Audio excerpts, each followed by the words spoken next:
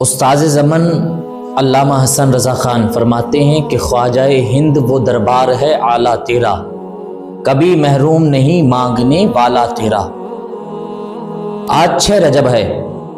6 رجب کو عاشقان خواجہ بخوبی جانتے ہیں کہ خواجہ کی چھٹی شریف ہوتی ہے۔ آج کے دن میں ایک اہم پیغام پہنچانا چاہتا ہوں آپ تک۔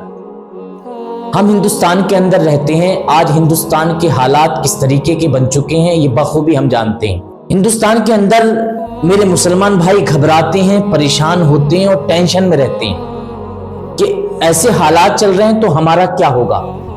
میں ان سے کہنا چاہتا ہوں کہ آپ کو پریشان اور غم زدہ اور ٹینشن اور ڈپریشن میں جانے کی ضرورت نہیں ہے، پر کوئی پریشان ہونے کی ضرورت نہیں آپ کو۔ آپ کہیں گے کہ کیوں؟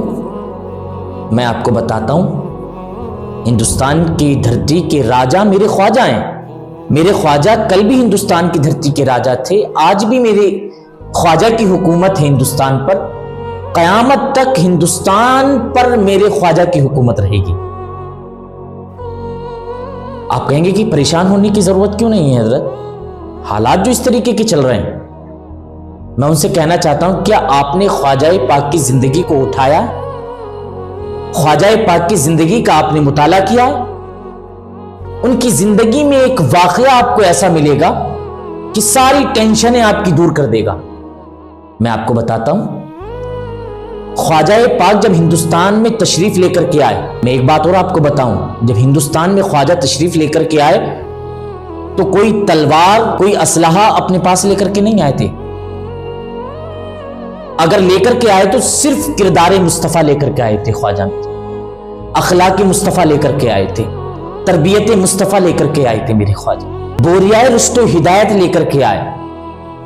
ایک جگہ تھی، وہاں پر بوریائے رشت و ہدایت میرے خواجہ نے بچھا دیا۔ پرتھوی راج کے اونٹ ہوا کرتے تھے۔ المختصر میں آپ کو بتانے کی کوشش کروں گا، جو آپ پریشان رہتے ہو نا، میں آپ کی پریشانی کا حل بتاتا ہوں۔ پرتھوی راج کے اونٹ ہوا کرتے تھے، چرواہا انہیں چرایا کرتا تھا۔ اس جگہ پر جا کر کے میرے خواجہ اپنی بوریائے رشت و ہدایت بچھایا آپ نے، اور وہاں بیٹھ گئے آپ ایک میدان میں۔ اب چرواہا کہنے لگا کہ بابا میں آپ سے क्षमा چاہتے ہیں، آپ یہاں سے اٹھ جائیے، یہاں پر ہمارے اونٹ بیٹھتے ہیں۔ خواجہ پاک نے کہا کہ ٹھیک ہے، آپ اپنے اونٹ بٹھا لیجیے۔ خواجہ نے اشارہ کرا، اونٹ کو بٹھا دیا۔ جب اونٹ کو میرے خواجہ نے بٹھا دیا نا، جب اس کو لے جانے کا وقت آیا تو وہ اونٹ کو اٹھاتا رہا، لیکن اونٹ اٹھنے کے لیے تیار نہیں ہے۔ اونٹ نہیں اٹھتا، واپس چلا گیا وہ۔ بادشاہ نے پوچھا کہ سارے اونٹ آ گئے، ایک اونٹ کیوں نہیں آیا؟ اس نے کہا کہ ایک اونٹ اٹھنے کے لیے تیار نہیں، میں نے بہت کوشش کی لیکن اونٹ اٹھنے کے لیے تیار نہیں ہے، کیونکہ بٹھایا جو خواجہ نے تھا۔ بہت کوششیں کری اس نے، بہت کاوش، بہت محنت کری اس نے، لیکن اونٹ کو نہیں اٹھا پایا۔ میرے خواجہ نے اونٹ کو بٹھایا تھا نا، مجال تھی کہ کسی کی کوئی اٹھا سکتا تھا۔ اٹھاتے اٹھاتے وہ تھک گیا۔ اب اونٹ نے عالم تصور میں کیا کہا ہوگا، لیکن اٹھا نہیں پایا۔ میرے خواجہ نے اس اونٹ کو بٹھالا تھا۔ میں آپ کو بتانا یہ چاہتا ہوں کہ جو خواجہ نے اونٹ بٹھا دیا تھا، اس کو نہ اٹھا پایا کوئی، تو یار ہم ہندوستان کے اندر رہتے ہیں، خواجہ کی چھتر سایہ میں ہم رہتے ہیں، تو ہمیں پریشان ہونے کی کیا ضرورت؟ جو خواجہ اونٹ بٹھا دیں تو اس اونٹ کو کوئی نہ اٹھا پائے۔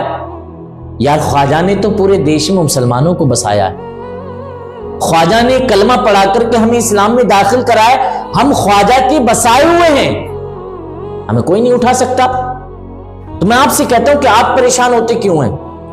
آپ ڈپریشن میں کیوں رہتے ہیں؟ آپ بے فکر رہیں۔ خواجہ پاک ہماری قلبی لاج بچاتے رہے ہیں اور آج بھی لاج بچائیں گے، اور قیامت تک ہماری لاج بچاتے رہیں گے، ہماری آبرو کی حفاظت کرتے رہیں گے۔ آپ کو گھبرانے کی ضرورت نہیں ہے۔ کیوں؟ خواجہ ہند وہ دربار ہے اعلیٰ تیرا، کبھی محروم نہیں مانگنے والا تیرا۔